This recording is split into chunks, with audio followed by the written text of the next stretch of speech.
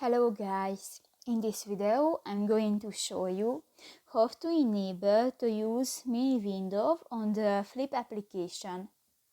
But first of all, I just want to mention, please don't forget to subscribe to our channel, because at 100,000 subscribers we are going to show you our YouTube revenue statistics and growth strategy, how to make money online. So let's jump into it. First of all, open the application on your device.